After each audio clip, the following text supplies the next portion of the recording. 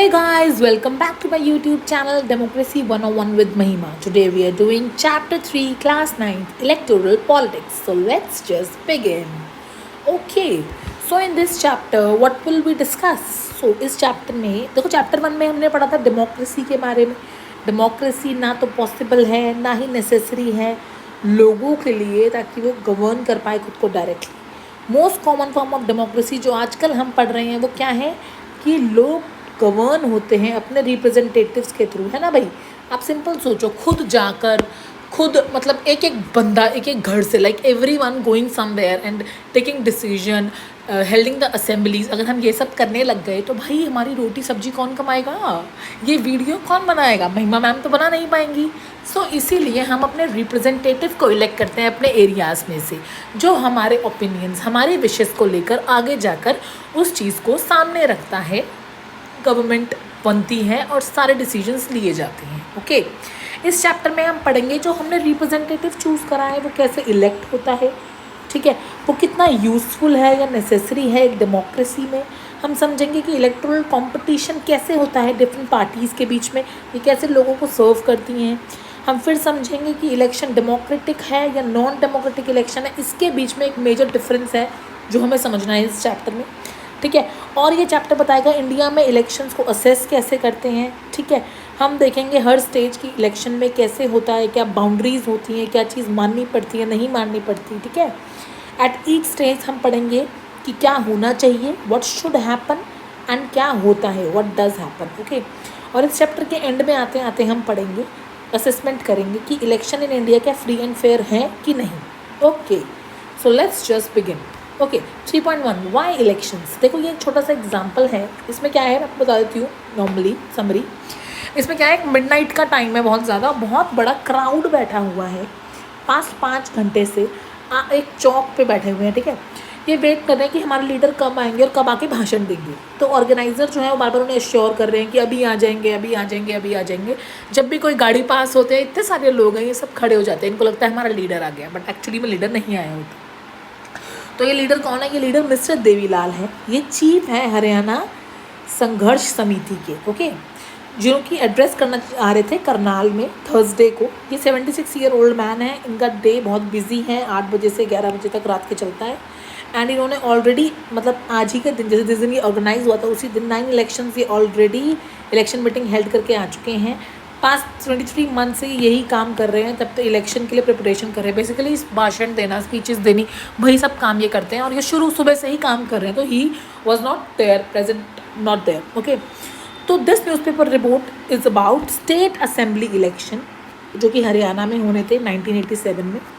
State को rule कौन कर रहा था, Congress party lead government. Since Congress basically Congress party कह रहा है कि इस स्टेट को रूल कर रहा था. Chaudhary Devilal then an opposition leader. Chaudhary Devilal कौन है, चौधरी देवीलाल एक ओपोजिशन के लीडर हैं. इन्होंने एक मूवमेंट अपने साथ ऑर्गेनाइज करी, लोगों के साथ मूवमेंट ऑर्गेनाइज करी है जिसको न्याय युद्ध बोला जा रहा है. स्ट्रगल फॉर जस्टिस, न्याय युद्ध स्टार लगा लो. न्याय युद्ध किसने ऑर्गेनाइज करी थी, चौधरी देवीलाल ने ऑर्गेनाइज करी थी. ये ओपोजिशन पार्टी के थे और इन्होंने एक न्यू पार्टी बनाई, ठीक है, लोकदल. कौन, क्या पार्टी का नाम है इनकी, लोकदल. की भी पता होना चाहिए क्या पार्टी है इनकी, लोकदल पार्टी है. इस स्टोरी की तरह सुनो, समझो इसको, स्टोरी की तरह सुनने की कोशिश करो. His party joint other opposition party. अच्छा, इनकी लोकदल पार्टी में इन्होंने अदर ऑपोजिशन के साथ में मिलकर एक फ्रंट बनाया ताकि कांग्रेस से ये लड़ सकें. In the election campaign Devilal said that अगर वो पार्टी के इलेक्शन जीत जाते हैं, लोगों को प्रॉमिस क्या कर रहे हैं, पार्टी के इलेक्शन जीत जाते हैं तो मैं वेव ऑफ कर दूंगा लोन फार्मर का, स्मॉल बिजनेसमैन का. वेव ऑफ का मतलब उनको फ्री कर दूंगा, उनको लोन से बरी कर दूंगा. किसको, फार्मर को और स्मॉल बिजनेसमैन को. इन्होंने प्रॉमिस करा दैट ये इनका फर्स्ट एक्शन होगा इनकी गवर्नमेंट का. अब क्या कह रहा है, लोग बहुत अनहैप्पी हैं एग्जिस्टिंग गवर्नमेंट से, तो वो देवीलाल के प्रॉमिस से बहुत अट्रैक्ट हो गए हैं, इस चीज़ के प्रॉमिस से बहुत अट्रैक्ट हो गए हैं. तो जब इलेक्शन हुए इन्होंने वोट करा कि देवीलाल जी को वोट करते और इनके अलाइज को वोट करते कि हमारा भला कर देंगे, ठीक है. लोकदल और इसके पार्टनर जीते 76 आउट ऑफ 90 सीट्स जीत गए स्टेट असेंबली में. तो मेजोरिटी बन गई. देखो मेजोरिटी हो गई, 90 का आधा 45 होता है, 76 सीटें इनकी हो गई तो मेजोरिटी मिल गई इनको. लोकदल की अकेले 60 सीट्स थी देखो, एंड 10 इनकी क्लियर मेजोरिटी बन गई. किसकी बन गई, लोकदल की, ठीक है. The Congress could win only 5 seats. Congress को बेचारे को सिर्फ 5 सीट मिली जो पहले इलेक्शंस में थे. अच्छा, अब क्या हुआ, जब इलेक्शन रिजल्ट अनाउंस हुए, जो सिटिंग चीफ मिनिस्टर थे उनको रिजाइन करना पड़ा। ऑब्वियसली वो रिजाइन करेंगे, न्यू चीफ मिनिस्टर इलेक्ट होगा, है ना। जो न्यूली इलेक्टेड एमएलएस थे लोक दल के, उन्होंने चूज़ करा देवीलाल को अपना लीडर बना दिया। 76 ईयर ओल्ड मैन मैंने बताया, तो देवीलाल उनके लीडर बन गए।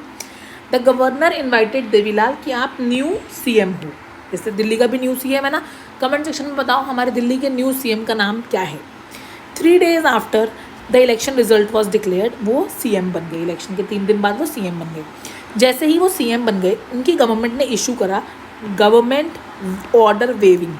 किस चीज़ का ऑर्डर वेव? फिर से यही जो वादा किया था उसके बारे में कह रहे हैं। Outstanding loan of small farmers, small agriculture labour and small businessman. Very good. His party ruled the state for 4 years, 4 साल तक इनकी पार्टी ने रूल करा। नेक्स्ट इलेक्शन हुए 1991 में, बट दिस टाइम इसकी पार्टी नहीं जीती। The Congress won the election and form the government. Oh देखो, एक तरीके से पोपट भी कह सकते हैं इसको। इन्होंने एक वादा किया था, इन्होंने वो वादा निभाया भी, बट तब भी अगले 4 साल बाद इनकी पार्टी रूल में नहीं आती है। क्यों? ऐसा क्या होता है? अब इस चीज़ को समझते हैं।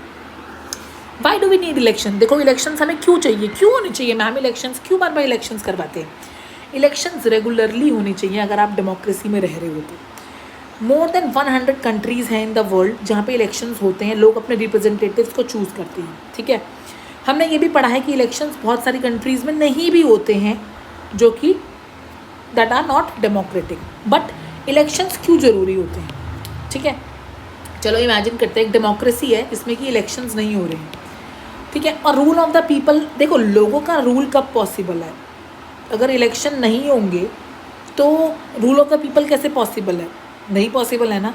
If the people can sit together every day, देखो अगर क्या तो लोग सब साथ में मिलकर आके रोज़ बैठ रहे हैं, रोज़ डिसीजन ले रहे हैं, तभी पॉसिबल है। बट मैंने अभी आपको चैप्टर के बिगनिंग में ही बताया कि this is not possible, this is not feasible for everyone to sit together and take every minute decision. That's why we have our representative.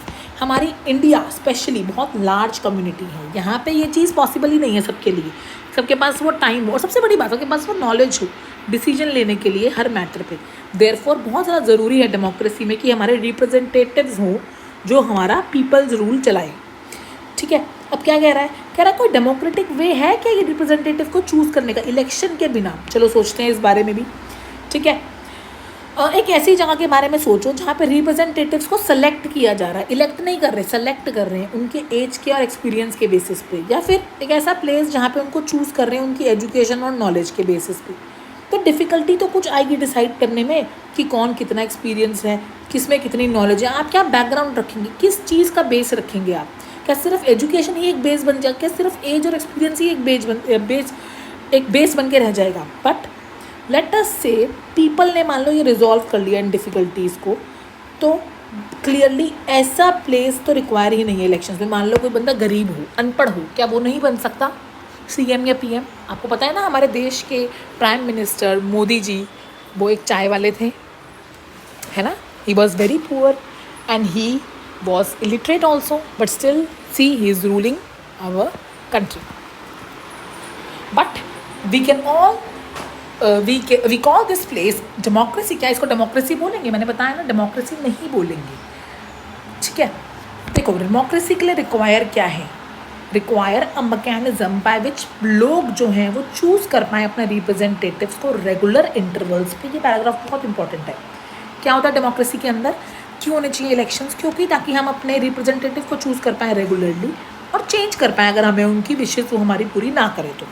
इसी मैकेनिज्म को हम इलेक्शंस बोलते हैं। देयरफॉर इलेक्शन को कंसीडर किया जाता है डेमोक्रेसी में। इन आवर टाइम इलेक्शंस को कंसीडर किया जा रहा है अगर आपकी रिप्रेजेंटेटिव डेमोक्रेसी है, मतलब कोई रिप्रेजेंट कर रहा है आपको, वो वाली डेमोक्रेसी है, तो इलेक्शंस होने ही होने चाहिए। बहुत इंपॉर्टेंट है। देखो इन एन इलेक्शन वोटर के पास चॉइस होती है, बहुत सारी चॉइस होती है। हमारे वो हम वोटर्स हैं ना, मैं महिमा मैम हूँ, मैं वोटर हूँ, ठीक है। मेरे पास क्या चॉइसेस है? पहली बात, दे कैन चूज़ कौन लॉ बनाएगा, कौन मेरे लिए लॉ बनाएगा, मैं ये चूज़ करूँगी। They can choose who will form the government, government में कौन बैठेगा और मेजर डिसीजंस कौन लेगा। मुझे कौन सी पार्टी पसंद है, मुझे ये बीजेपी की पार्टी पसंद है, या मुझे सपोज लोकदल पसंद है, सपोज कांग्रेस पसंद है, या आप पसंद है, ये मैं डिसाइड कर रही हूँ। They can choose the party जिसकी पॉलिसीज़ आपको चाहिए कि ये लॉ बनाए, ये गाइड करे गवर्नमेंट को, तो हम ये सब चीज़ें चूज रखने का राइट रखते हैं एज अ वोटर। याद रखना ये 3 हमारे राइट्स हैं छोटे छोटे। Okay,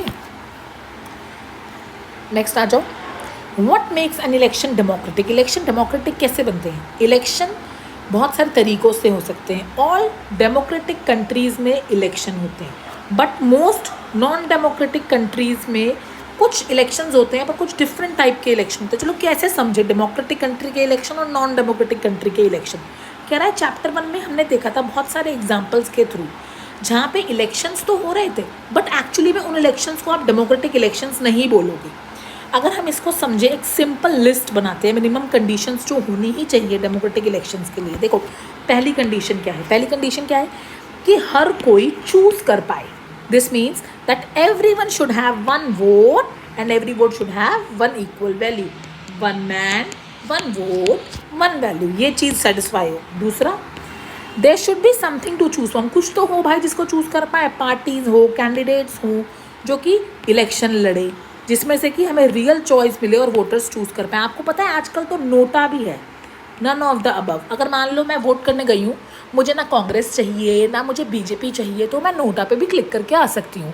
none of the above, मुझे कोई भी पार्टी अच्छी नहीं लगी, ठीक है। थर्ड क्या होता है कि रेगुलर इंटरवल्स पे मुझे ये चॉइस मिलेगी। नहीं एक बार मैंने सेलेक्ट कर लिया और 15 साल तक यही गवर्नमेंट पड़ी हुई है, नहीं भाई, हर साल हर 5 साल में इलेक्शंस होने चाहिए, रेगुलरली होने चाहिए, ठीक है। कोई भी इंटरवल है, 4 साल में या 5 साल में, रेगुलरली करवाओ बस। फोर्थ क्या है? The candidate prefer that people should get elected, है ना, लोगों को इलेक्ट किया जाए, लोगों को इलेक्ट किया जाए। तुम्हारे बीच में से उठ के लोग आ रहे हैं जो तुम्हारे रिप्रेजेंटेटिव बन रहे हैं। पांचवा क्या है? इलेक्शन कंडक्ट हो, इलेक्शन हो रहे हैं भाई, अब इसको फ्री एंड फेयर मैनर में तो कर लो, कहीं तुम घपलेबाजी ना करो। ये भी लोगों की चॉइस होती है, लोग चाहते हैं। तो ये आपको बहुत ही सिंपल और इजी कंडीशन लग रही है, बट बहुत सारी कंट्रीज इन बेसिक कंडीशंस को फुलफिल ही नहीं कर पा रही। इस चैप्टर में हम पढ़ेंगे इस चीज़ के बारे में, ठीक है।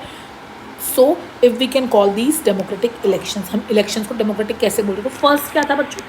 फर्स्ट मैंने क्या बताया? One man one vote one value. देखो समरी नोट्स हैं ये छोटे से मैं आपको दे रही हूँ। सेकंड देखो, सेकंड क्या बताया था मैंने? समथिंग टू चूज फ्रॉम, है ना, choices should be there, choices होनी चाहिए। थर्ड मैंने क्या बताया? रेगुलर इंटरवल्स पे करवाओ। क्या करवाएंगे? रेगुलर इंटरवल्स पे। फोर्थ क्या होना चाहिए? That people should get elected, people participation, ठीक है। फिफ्थ क्या है? Free and fair election. Okay, so do like, comment, share and subscribe. Thanks for watching this video.